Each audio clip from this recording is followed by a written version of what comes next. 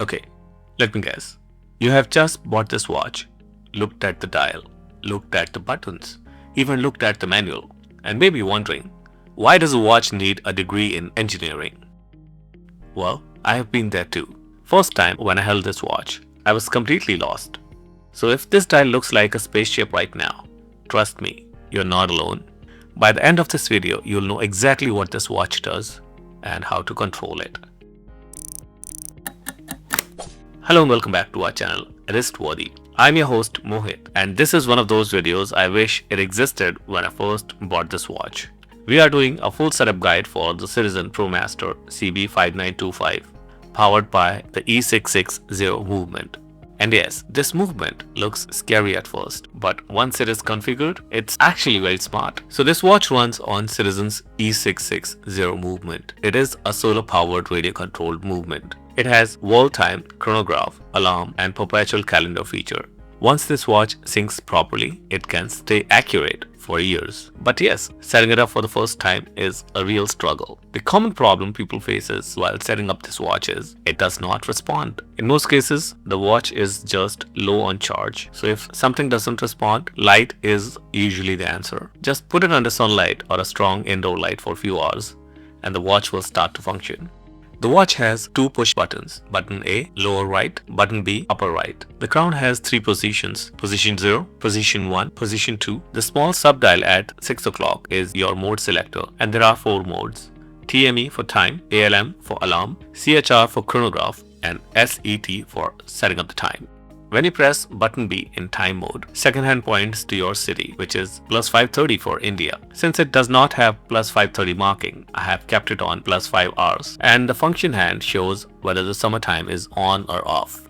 When you press button A in time mode, the function hand indicates the power reserve, which is sufficient for setting up the watch. I would recommend to charge the watch to at least 60% before performing the setup. The second hand shows last radio sync results. It is on no as of now, which means the watch did not sync last night.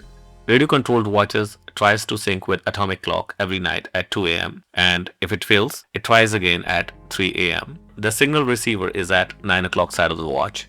If you want your watch to manually sync with atomic clock, please ensure the time mode is selected on the watch. Now press and hold the button A for 2 seconds. Second hand will point to RX. Now place the watch near a window and don't move it. Wait for some time and the watch will sync with atomic clock. This process can take up to 15 minutes. If it says okay, you're done. The watch is synced successfully with atomic clock. But that will not always be the case. For instance, if you are in a country where there is no coverage for atomic clocks like you're in India or outside signal range, you can use apps like JJY emulator, DCF77 emulator, Radio Watch Sync app. Here is how it works. So you open one of the emulator apps and put your phone speaker next to 9 o'clock side of the watch. Now press and hold the button A for 2 seconds. The second hand will move to RX on the watch. Keep it like that. It may take longer and may take multiple attempts, but it syncs the watch with atomic clock. And yes, it feels weird, but it works. Now, I will show you how to change modes. Pull the crown out to position 1. The second hand will move to 6 o'clock. Turn the crown slowly until the mode selector hand points to the mode you want. I have selected the chronograph mode. Let's push the crown back in. Now you press the button B to start and stop and button A to reset the timer. The chronograph works perfectly, but there is no click feedback from the pushers. I have made a full review video on the watch. The link is in the description. There is one important thing to note. When you're in chronograph mode, second hand will not move until the chronograph is started, which eventually saves power. Next we switch to alarm mode. We need to pull the crown out to position 1, change the mode to ALM. Now push the crown back in.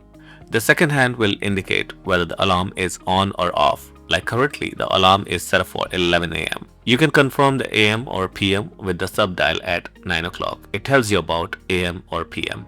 Now, if you want to set the alarm, pull the crown out to position 2 and rotate the crown to set the time for alarm.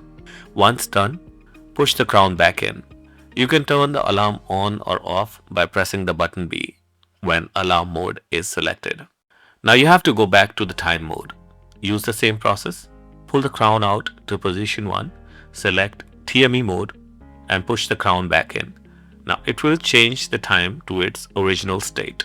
And this is how the alarm sounds like. Press button A to turn off the alarm. The watch has hour markings on the chapter ring, which means you can quickly switch time zones depending on the country you are in. It's really handy when you're traveling. Just keep the watch in time mode, pull the crown out to position 2 and rotate it. This lets you adjust the time zone by the hour without messing up anything else. Now, if you're in a country where the time difference isn't a full hour, like plus or minus 30 minutes, then you'll need to set up the watch manually. For example, here in India, we follow GMT plus 5:30, so this one needs a manual adjustment. If you want to turn on or off summertime function, just press the button D and the time will auto adjust accordingly.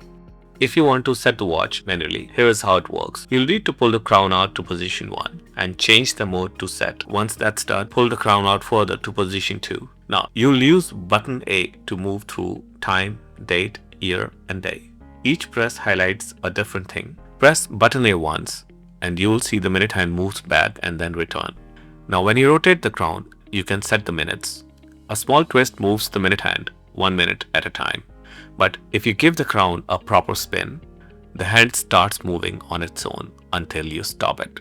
When you are setting up the minute, I would recommend to set the watch about 2 minutes ahead because you still have a few more steps to finish and that may take a minute.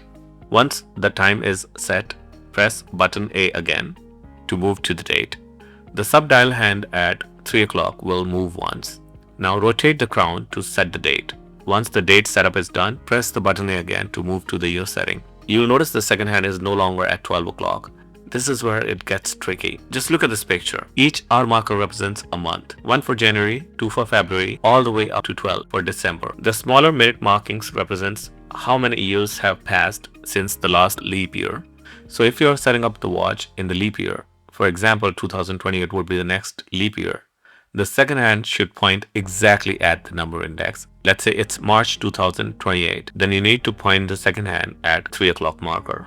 If it's 1 year after a leap year, say December 2025, I'm setting up this watch, the second hand should point to the first minute marker after 12. Similarly, if it's 2 years after a leap year, point the second hand to the second minute marker after 12. This is how you set up the year on the watch. Now press the button A again and you'll be able to set up the day of the week. The second hand will stay at 12 o'clock position while you do this. I hope you have completed all the setup in 1 minute. Now let's wait for a few seconds and keep an eye on your phone. And the moment both times match exactly, push the crown all the way back in. Boom. Your watch is fully set up and ready to go. The E660 movement is not complicated, it's just detailed. And once you understand the logic, it actually feels very well thought out. Yes, first setup takes patience, but once done, this watch basically runs itself. This watch is a reward for people who spend time learning it. And once it's set, it becomes one of the easiest watches to live with. You stop thinking about it, and that's when you know it's doing its job. If this video has helped you, hit that like button and hype the video so YouTube knows it's worth showing to more watch lovers. Subscribe if you haven't, and I'll see you in the next one.